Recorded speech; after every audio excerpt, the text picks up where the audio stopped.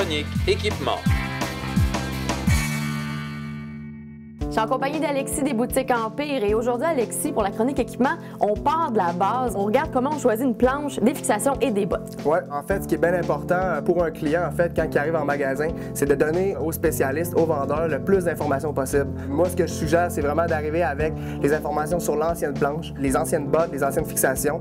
Si c'est la première, donc on part du début, c'est vraiment facile pour le vendeur. Savoir aussi la montagne où la personne ride, puis quel genre de riding il va faire. Donc, si c'est du freestyle ou du freeride, ça va vraiment aider le vendeur à enligner le client. Et à partir du moment où le client te dit quelle sorte de riding il voulait faire, tu vas l'orienter comment? Premièrement, on va y aller avec la botte. La botte, ça va être vraiment l'élément le plus important parce qu'il va être en contact avec toi, mais aussi avec le board. On va sentir la planche puis les fixations à travers les bottes, donc c'est le premier élément à aller choisir. C'est l'élément qu'on doit avoir le plus de confort dedans. Et quelle est la différence entre le freestyle et le freeride en termes d'équipement, par exemple? Tout dépendant de ce qu'on veut faire, justement, soit du freeride ou du freestyle. Pour ce qui est du freestyle, la plupart du temps, on va y aller avec quelque chose d'un petit peu plus flexible. Pas nécessairement trop mou, mais quelque chose qui va offrir un flex qui va être progressif, donc qui va nous aider justement pour les sauts, pour les rails, d'y aller avec quelque chose de mou pour les fixations, un board aussi mou, mais qui va offrir un snap, puis des bottes flexibles aussi. Et c'est pas parce qu'un rider, ça fait 6 ans qu'il fait du snow, qu'il sait nécessairement ce dont il a besoin. Non, des fois, on va avoir des gens qui vont arriver qui savent même pas c'est quoi leur ancien board, ça va faire 6 ans qu'ils en font, donc c'est vraiment important d'arriver avec le plus d'infos possible pour le vendeur. Merci beaucoup, Alexis. Un plaisir.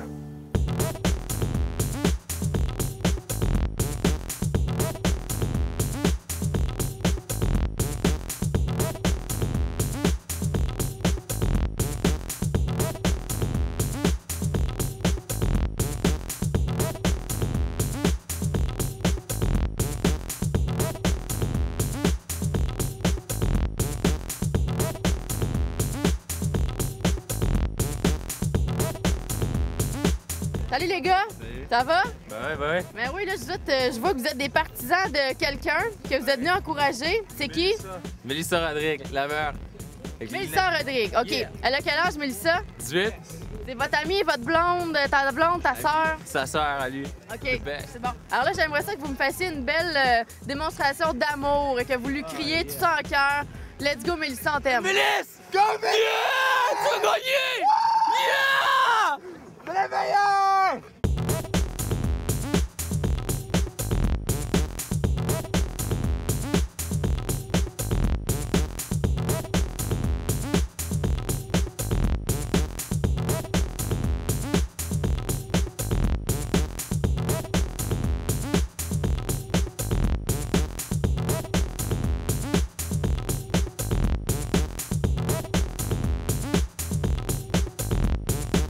Les filles, comment ça va aujourd'hui en cette superbe journée ensoleillée? Ben il fait beau, fait que ça va bien. Ouais. Puis c'est le fun.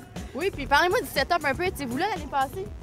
Non, malheureusement, j'ai pas eu de place l'année passée. Mais cette année, je trouve ça super cool.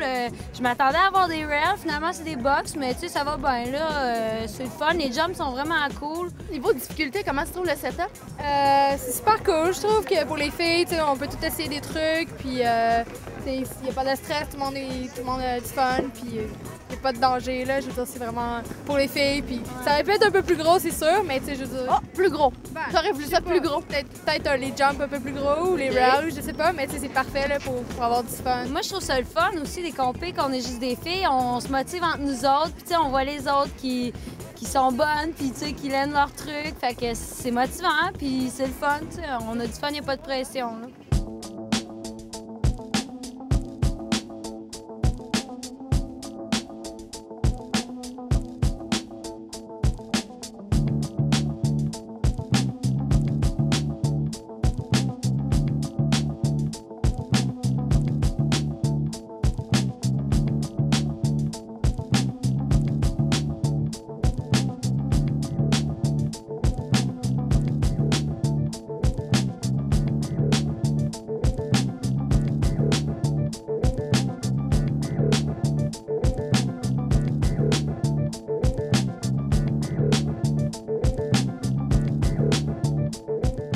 Avec la planche de Mélissa. Aucune idée, hein? La neige elle colle puis ça fait de la glace, fait que ça la ralentit puis ça l'aide pas ces modules. Fait que t'es vraiment le technicien derrière l'athlète. Et voilà. J'ai étudié là-dedans pendant 3 ans pour nettoyer des snowboards.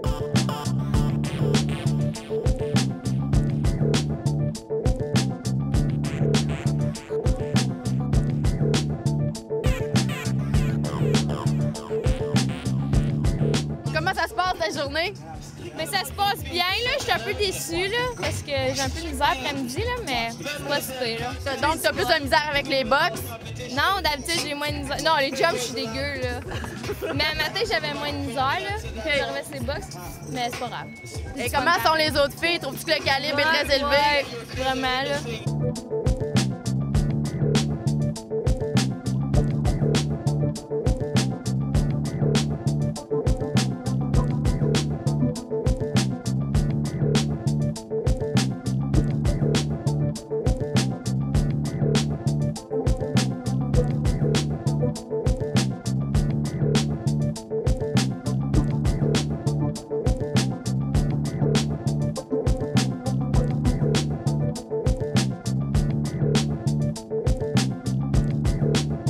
La compétition là, vient de se terminer et je m'en vais voir Magali Dubois, juste pour lui parler parce que ça fait longtemps qu'on l'a pas vu, juste voir qu'est-ce qui arrive un peu avec sa carrière. Qu'est-ce qui se passe avec toi parce que ça fait super longtemps que je t'ai pas vu, c'est peut-être moi qui est pas aux bons endroits, mais il me semble que t'étais comme loin. Oui, en fait, toute la saison, j'ai déménagé à Salt Lake City, en Utah.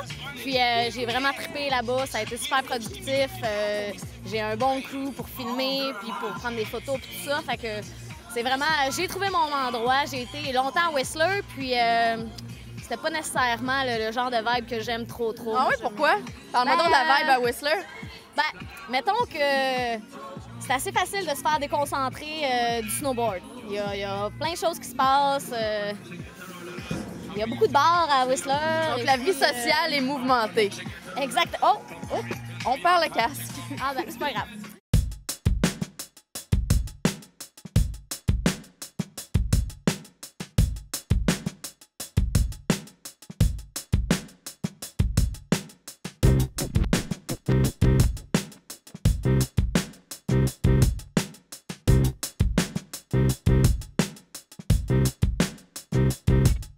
Ce segment d'émission vous a été présenté par les Boutiques Empire, spécialistes en skateboard et snowboard.